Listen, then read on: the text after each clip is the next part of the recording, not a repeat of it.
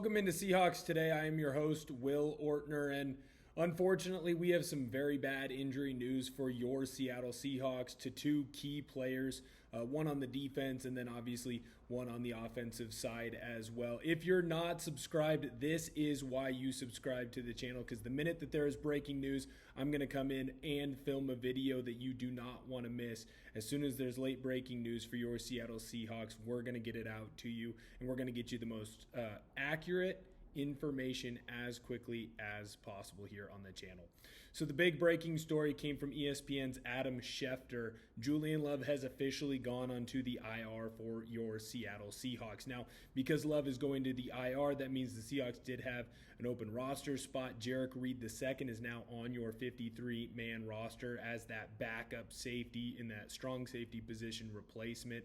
You're going to see a lot more of Ty Okada, right? He's been starting for the last little bit with the Seahawks while Julian Love's been out, missed the last couple of weeks with his hamstring injury, and he's played fairly well in that role. He's come out and early on obviously had a lot of struggles against the Tampa Bay Buccaneers, especially a lot of miscommunication from Ty, not being in the right spots necessarily, but ever since that game, I feel he's really grown into his role in that strong safety spot. He's moving quickly, he's making decisions, and he's doing it at a high rate of speed, right? He's not missing as many tackles as he was early on. I mean, the Jaguars game, there's still a bad missed tackle in there. But for the most part, it does feel like Ty Okada is moving forward in this role, and he's becoming a key piece of this defense. That all being said, you still want Julian Love back as soon as possible for your Seattle Seahawks. Now, I will say that with hamstring injuries, they can linger. Obviously, that is what Love is dealing with.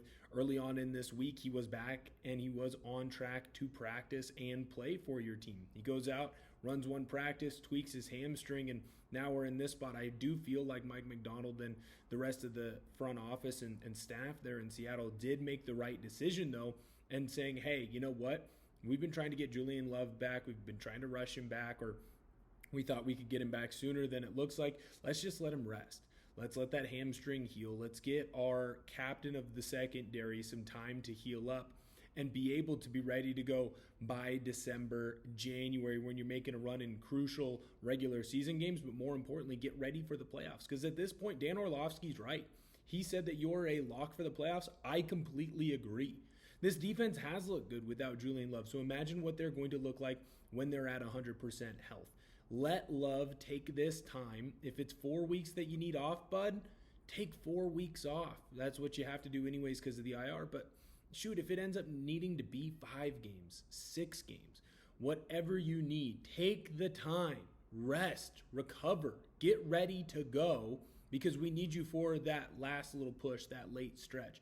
Right now, in my eyes, the best thing, the best possible option for him is to just let that body heal up and recover as quickly as possible. Now, I do want to make sure that I mention this as well. Obviously, Nicky Manwari has been playing that big nickel position, and he's been playing it so much so that they're starting to list him as a cornerback now at PFF. He's also an option to get more reps at that strong safety position, and frankly, I think you could see him expand his horizons as a Seahawks safety in that role because of the return of Devin Witherspoon. He's obviously going to play back in this game. It's going to be his first game action back in quite some time. Well, that's your true number one nickel. I also think that Darian Kendrick and the way that he's played this year allows himself to get some more reps at that nickel spot because he played very well early on in the season. With the injury to Love, that frees up Nicky Manwari to move back into that strong safety spot, and I think with his abilities to play downhill into the run, his abilities to cover tight ends just as well as slot wide receivers, there's just a lot of different movements that you can make with Nicky Manwari, so that could be a possible replacement as well for Julian Love. So don't be shocked if you see a lot more of Nicky Manwari at a high safety position, which you really haven't seen a whole lot this year, just because of what the Seahawks have needed out of him and what they've asked of him. Ty Okada is going to be the main guy, and hopefully he continues to grow in the role, just like I was talking about earlier. But I will say that I think you're going to see a lot of movement with Devin Witherspoon being back, and that would allow Nicky Manwari to get some more reps and some rise over in that strong safety position, a position that we all know he can excel in, and eventually that is kind of the goal for him to take over that spot. I'm going to talk into you about the other injury that's going on the offensive side of the football, but before I do, I need to let you know that this episode is brought to you by Prize Picks. The hard-hitting football action is even better with Prize Picks. The weather might be changing, but the feeling of being right never gets old. So keep the season rolling on Prize Picks by getting $50 instantly in lineups when you play your first $5. Prize Picks is simple to play. Just pick more or less on any 2 to 6 player stat projections, and if your picks are right, you could cash in. Prize Picks invented the flex play, which means you can still cash out if your lineup isn't perfect. You can double your money even if one of your picks doesn't hit. Prize Picks is the best way to win cash this football season. Which players are going off, which ones are overhyped. Make your picks in less than 60 seconds and turn your takes into cash all season long on Prize Picks. Download the app today and use code CLNS to get $50 in lineups after you play your first $5 lineup. That's code CLNS to get $50 in lineups after you play your first $5 lineup. Prize Picks. It's good to be right. So the other big injury news of the day really hasn't officially come down, but reading through the tea leaves, I don't think we're going to see Cooper Kupp in action for your Seattle Seahawks on Sunday. Obviously, he came up on the injury report kind of in the middle of the week. On Tuesday, yeah, he's listed as an injured player, but it was, hey, he's not a full participant yet, right? Like he's still able to go. He was limited, and as the week has progressed, it looks like the Seahawks have taken him more and more back off of that injured list and not getting as much time. Cody White and Ricky White were activated, so they are going to be running wide receiver for you guys. Now, if you're calling up both Cody White and Ricky White, that leads me to believe that Cooper Kupp, who's listed as questionable right now, isn't going to be ready to go out there and play for your team. You don't call up both. Now, obviously, Derek Young, he's already been listed as out for this game, so maybe you call up Cody White. Maybe you call up Ricky White.